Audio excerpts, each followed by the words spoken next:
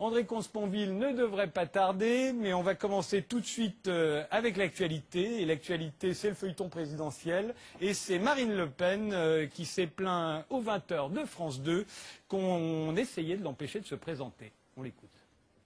Si les choses continuent à ce rythme-là, je ne pourrai pas être candidate à l'élection présidentielle. Pourquoi est-ce que vous ne dites pas combien de signatures vous avez aujourd'hui? Et je le dirai le 15 février parce que nous sommes encore aux promesses. Ce que je peux vous dire, c'est que j'en ai moins qu'en 2007 à la même époque, alors même que nous avons déposé uniquement 507 parrainages le dernier jour au Conseil constitutionnel.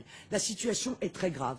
Et l'UMP et le PS ne tiennent pas à ce que je sois candidate, Monsieur Pujadas, parce que c'est une évidence pour tout le monde. La seule qui est capable, en réalité, la seule candidate véritablement qui s'oppose au système et qui est capable d'être au second tour, c'est moi. Et donc tout sera fait pour m'empêcher d'être candidate. Ce scandale démocratique pourrait être réglé très simplement. Il suffirait de rendre anonymes les parrainages, puisqu'aujourd'hui les maires sont victimes de pression, sont victimes de critiques en permanence dans un système qui a été dévoyé. On publie leurs noms uniquement pour pouvoir faire pression sur eux. Cette situation ne peut plus durer. J'en appelle aux Français, j'en appelle aux élus, j'en appelle aux maires, et y compris aux élus de l'UMP et du PS, parce qu'ils sachent une chose, c'est que si je ne suis pas candidate à l'élection présidentielle... vous en doutez vraiment? Oui, mais bien sûr, j'ai des inquiétudes. Non seulement la France, évidemment, apparaîtra comme ayant tourné la page de la démocratie, mais le président qui serait élu dans ces conditions serait évidemment complètement illégitime. Voilà, c'était Marine Le Pen aux 20h de France 2. Robert Ménard, vous êtes journaliste, animateur de la matinale de Sud Radio, fondateur de Reporters sans frontières. Si je vous ai demandé de venir ce soir, c'est que vous avez publié il y a quelques mois Vive Le Pen, un livre dans lequel vous fustigiez le traitement particulier dont est victime, à votre avis, la candidate du Front National. Est-ce que ça fait partie de ce que vous dénonciez, le fait qu'elle n'ait pas ces 500 signatures, ou en tout cas qu'elle redoute de ne pas les avoir? Je ne sais pas si elle les aura ou pas, mais l'idée qu'elle puisse ne pas les avoir, ça doit scandaliser tout le monde. Une fois de plus, il ne s'agit pas d'être favorable ou pas à Marine Le Pen, mais Marine Le Pen, ou je ne sais pas, M. Poutou, Philippe Poutou pour le NPA, qui n'aurait pas la possibilité de se présenter, je trouverais ça tout simplement scandaleux. Mais je trouve le système scandaleux, parce que le fait de demander à des élus de parrainer un candidat, c'est mettre un filtre de gens qui ne devraient pas jouer ce rôle-là. Si on veut vraiment... Si on demandait pas, s'il n'y avait pas ce filtre dont vous parlez, tout le monde pourrait se présenter. On voit bien que là, c'est Éric Cantona qui a annoncé sa candidature aujourd'hui. Il cherche ses 500 signatures. Ça se pose pas comme ça. C'est pas ou les 500 signatures, ou la chienlit, le bordel et tout le monde. Ça se pose absolument pas comme ça. Il y a des pays où c'est les citoyens qui décident. Pourquoi on ne demande pas qu'il y ait 100 000 signatures de citoyens? Pourquoi, une fois de plus, donner ce droit d'entrée ou de non-entrée à des gens, et là elle a absolument raison, qui sont soumis à un chantage terrible. Aujourd'hui, vous êtes maire de mon village à Puisserguier dans l'Hérault, et vous signez pour Marine Le Pen, c'est une catastrophe pour vous, parce qu'on va vous le faire payer immédiatement, même si vous le faites que pour des raisons démocratiques.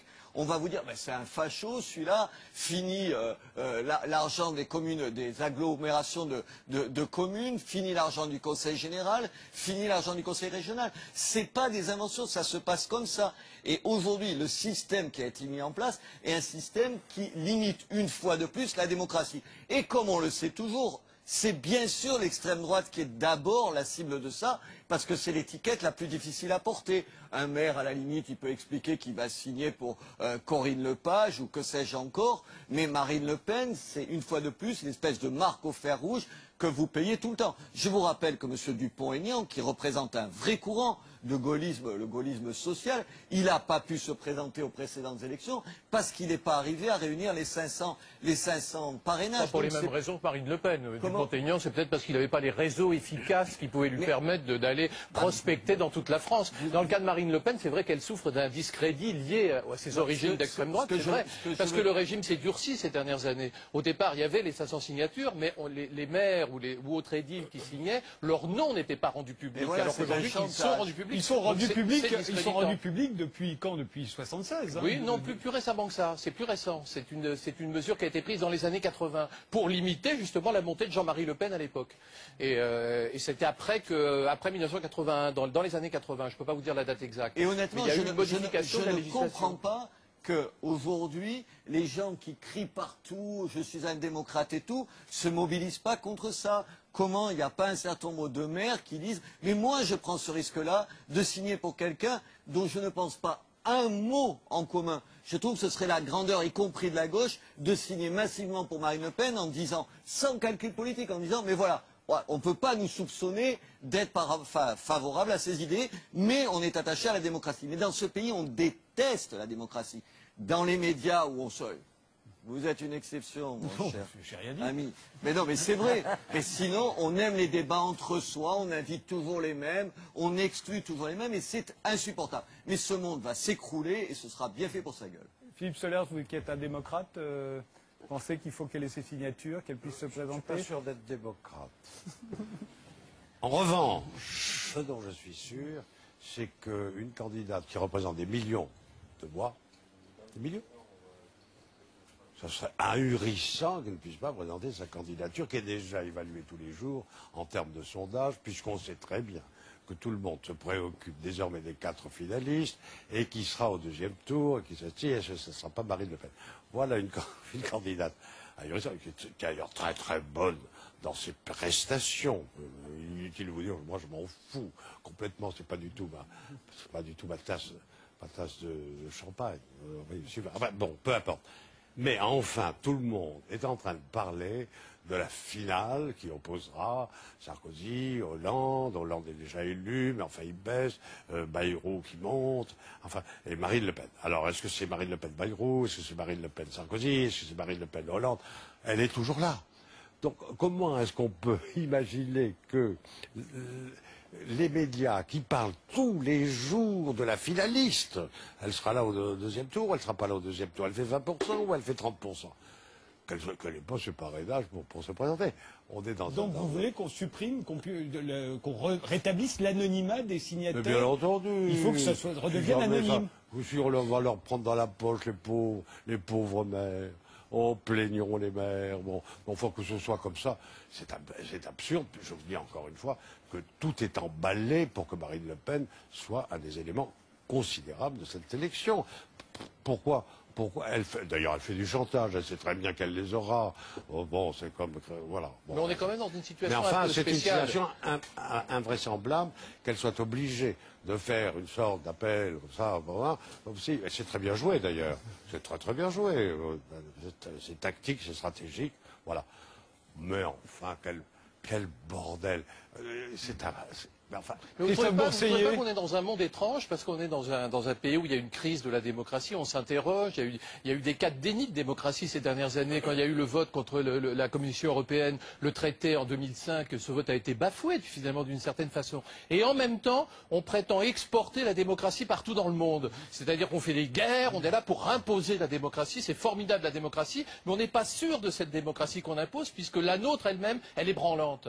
Je trouve que ça, c'est quand même important, peut-être. Billuna, Marine Le Pen doit avoir ses signatures, il faut qu'elle puisse se présenter, éventuellement même être au 2e tour. Si... Moi, quand on dit la démocratie, bon, elle a droit, c'est tout à fait normal. Mais moi, Marine Le Pen, c'est pas ma tasse de thé. Oui, et même si j'étais maire, je voterais pas pour elle. Oui, mais alors, ils votent pas, on leur demande pas de voter pour elle. Ces idées à elle je les trouve aigries. Et moi, je suis je suis algérienne, mais je suis une citoyenne du monde. Voilà ce que j'aime, moi. J'aime la paix, l'humanité. On essaye d'arranger le monde. On n'essaye pas de mettre des problèmes et des faux problèmes. Voilà. Virginie Lemoine. Je pense que le principe même de la démocratie, c'est effectivement que Marine Le Pen puisse se présenter. Maintenant, l'élément inconnu, c'est combien de voix il lui manque. Parce que là aussi, ça peut la poser en victime. Voilà. C'est ça l'élément qui serait intéressant.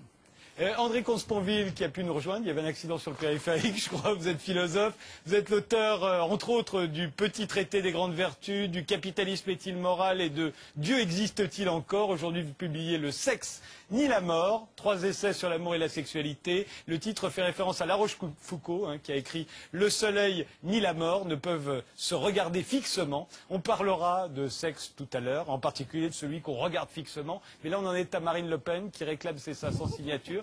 Qu'est-ce que vous en pensez? Il faut ôter l'anonymat, il faut rétablir l'anonymat des élus à qui on demande des signatures afin qu'ils puissent... Ça, je ne sais pas. Je crois qu'il est bien qu'il y ait une procédure de sélection des candidats. Le faire par les maires, ça me paraît une bonne initiative. Après tout, c'est de la faute de personne s'il n'y a pas de maire Front National, si j'ose dire. Cela dit, c'est la faute d'un mode de scrutin dégueulasse. Par ailleurs, il ne serait pas tout à fait normal qu'une candidate dont on pense qu'elle peut avoir entre 15 et 20% des voix ne puisse pas être candidate. Et donc, je suis partagé entre deux sentiments. Je trouve que la procédure est plutôt une bonne procédure. Dans le cas concret, j'ai envie de faire confiance à la sagesse des maires, comme le gouvernement parfois fait confiance à la sagesse du Parlement. Philippe Nemo? Je pense que ce problème n'est qu'un aspect d'un blocage de la démocratie. La démocratie n'est pas branlante, elle est inexistante. En France. Si Polybe, Cicéron ou Aristote revenaient sur Terre, c'est eux qui ont fait les grandes classifications des types de gouvernement entre aristocratie, démocratie, monarchie, etc. S'ils revenaient sur Terre et qu'ils analysaient le système français, ils diraient que ce système n'est pas une démocratie, c'est une oligarchie. Et c'est une double oligarchie avec le pouvoir souverain étant partagé entre les hauts fonctionnaires, la classe politique, si vous voulez, qui est essentiellement composée de hauts fonctionnaires, on the one hand, et des syndicats on the other hand. Et chaque fois que le peuple veut une loi, on dit qu'il est populiste, et que les gens qui se font ces porte-paroles sont des populistes, et on dit qu'on va consulter les partenaires sociaux. Mais moi j'avais fait un petit calcul. Les partenaires sociaux, ils représentent entre 5 et 10% des salariés. Et est-ce que vous avez déjà voté pour les leaders syndicaux qui sont aujourd'hui qualifiés de partenaires sociaux? Et j'avais fait un autre calcul. Monsieur Chirac, vous savez que Mme Le Pen est créditée, paraît-il, par les sondages de 20% des voix. Savez-vous combien de personnes ont voté pour M. Chirac quand il a été élu, réellement? J'avais fait un calcul. En fait, il a été élu par 13,5% des voix. Enfin, de la population, vous voulez dire? Oui, de la population en âge de voter. Parce que si vous cumulez les non-inscrits, les bulletins blancs et nuls et les abstentions, vous obtenez, mettons, 60% ou quelque chose comme ça. Ou même moins de 60%. C'est pour ça qu'on comptabilise les suffrages exprimés. Après, on votait pour M. Chirac au premier tour, donc l'ont vraiment choisi des gens suffisamment nombreux pour qu'il soit premier au premier tour et qu'il participe au second tour. Mais vous savez bien qu'au second tour, on ne vote pas pour lui, on vote pour éviter quelqu'un de pire. Donc en fait, on est dirigé par des gens qui représentent respectivement 13% et 10% du peuple. Donc il y a une vraie césure entre le pays réel et le pays illégal, pour parler comme jadis parlait Charles Maurras, et on a un vrai problème de non-représentativité de la classe qui nous gouverne. Alors si maintenant on vient lui annoncer que Mme Le Pen ne peut pas se présenter, il faut craindre des émeutes sérieuses, du genre Tunisie. C'est pas la peine de donner des leçons aux Libyens et aux Tunisiens et aux Égyptiens pour envisager une telle situation. C'est quand même incroyable qu'un député, donc qu'un parti crédité en gros de 15 ou 20% des voix, et pas un député, pas un sénateur. Enfin, imaginez que ça se passe ailleurs, mais on se foutrait de la figure du système démocratique. Ce serait dans un pays africain, on dirait, mais regardez à quoi ça correspond. Et ici, on trouve ça normal. Encore une fois, il ne s'agit pas de dire si on est pour ou contre. Il s'agit simplement de trouver qu'il y a un système qui n'est pas un système démocratique. C'est une petite caste qui a mis en place un système qu'un système démocratique, ce soit précisément le fait d'écraser le peuple, puisque dans le mot démocratie, il y a bien le peuple, à moins qu'on ne soit obligé d'envisager qu'un système démocratique, après tout, il faudrait creuser la question, soit là, avec toutes ses tentacules, notamment médiatiques, pour écraser le peuple et le réduire au silence. Moi, je veux revenir à la question Marine Le Pen, qui me paraît très importante, tout simplement parce que c'est ça le sujet. Bon. Hein? C'est pas les maires. Les maires soumis aux pressions, les maires soumis... C'est pas les maires qui disent, c'est le peuple, monsieur, leur démocratie. Ah, mais le peuple vous dit... parce que les sondages sont très en dessous de la réalité. le peuple vous dit, cette personne, dont on peut penser le plus grand mal, ce qui est mon cas, représente plus de 20%. L'IB, attention, 30%. Alors, où sommes-nous? Mais quelle terreur! Mais c'est le fascisme. La France, elle devient fasciste. Qui est le candidat à même de battre ce fascisme montant? Est-ce que nous sommes dans la... depuis 2002, vous avez eu Jean-Marie Le Pen, le pauvre Jospin qui ne s'attendait pas à ça, Chirac à 82%. Voilà, les suites. Alors maintenant, qui sera au second tour? Est-ce que ce sera François Hollande? Ou Sarkozy, ce qui est plus probable d'ailleurs, parce que attention. Et alors à ce moment-là, est-ce que Sarkozy fait 82% des voix? Non. Alors Marine Le Pen peut en faire 30? C'est possible. Mais alors, il faut se faire élire en démocratie avec 70% des voix. 65. Robert Ménard? Non, je ne comprenais pas très bien le raisonnement. Il me semble que derrière... C'est pas un raisonnement, c'est un état des faits. Non, l'état des faits, c'est qu'il y a une partie de la population, M. Solers, qui est exclue de ce système, qui en a marre de ça, qui un jour nous pètera à la gueule, parce qu'ils en ont assez. À la gueule, monsieur. Mais ce sont des fantasmes. C'est pas des fantasmes, c'est parce que vous êtes, comme toute une partie des gens, coupés de ces gens-là qui en ont assez. Oui, bien sûr. Oui, bien sûr qu'ils en ont assez. Ils vont voter pour Marine Le Pen. Ils vont voter pour Marine Le Pen s'ils ont l'occasion de voter. Et je vous rappelle encore une fois qu'il y a tout un tas d'élections où ils votent pour ces candidats-là et ils n'ont jamais de représentants. Et que ça, c'est inacceptable. Le problème des maires reste... Le révérend Père Bayrou va se présenter. Après tout, il y a des tas de gens qui pensent que le révérend Père Bayrou va gagner contre Marine Le Pen au 10e tour de l'élection présidentielle. À ce moment-là, il a promis d'introduire la proportionnelle, qui est le cœur du débat. Restons sur le sujet. Le sujet, c'est quand même, bien que Philippe Solers ait dit le contraire, il y a quand même les maires, les élus, qui peuvent donner ces signatures. Je propose de retrouver Christine Boutin, qui elle aussi cherche des signatures, et qui rencontre un maire, et voilà ce qu'elle lui dit. J'ai besoin de signatures parce que j'en ai pas suffisamment. J'en ai qu'une centaine. Et donc j'ai besoin de vous. J'ai besoin de vous. Vous êtes tous pareils. Oui. Vous demandez tous des signatures, des signatures, des signatures. Ben oui, parce que c'est indispensable. Oui, mais quand on fait partie d'un parti, quelque part, on se doit aussi de voter pour ça ou son. Oui, mais ça dépend. Non, oui, mais cher monsieur, absolument, vous avez raison. Mais le parrainage. On doit être fidèle quand même. Oui, mais le parrainage n'est pas le soutien des idées. Le parrainage, et ça, je ne sais pas dans quel parti vous êtes, mais ce n'est pas le soutien des idées. C'est le soutien à la démocratie.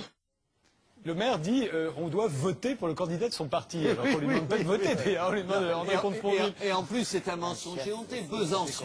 Besancenot, la première fois où il se présente, il n'arrive pas à avoir les signatures. C'est le Parti socialiste qui se mobilise pour lui donner. Alors là, c'est pour emmerder tel ou tel. Il y a eu des cas plus troublants. À l'époque de l'anonymat, il y avait des maires de droite qui aidaient l'extrême gauche parce qu'elle affaiblissait la gauche. Voilà, et puis il faut des maires qu'ils arrêtent de nous faire leur cinéma. Aidaient la droite. Je donne ma voix pour mon parti. Ils se foutent de notre gueule, là, honnêtement. Ils sont des calculs politiciens. Un dernier mot sur ce sujet, André Comte-Sponville? Non. Non. Quelqu'un veut ajouter quelque chose? C'est un parfait cœur dans les tragédies classiques. Vous savez, il y a toujours le cœur qui vient faire une réunion de sens sur la tragédie qui se joue. Et voilà, vous l'avez parfaitement fait.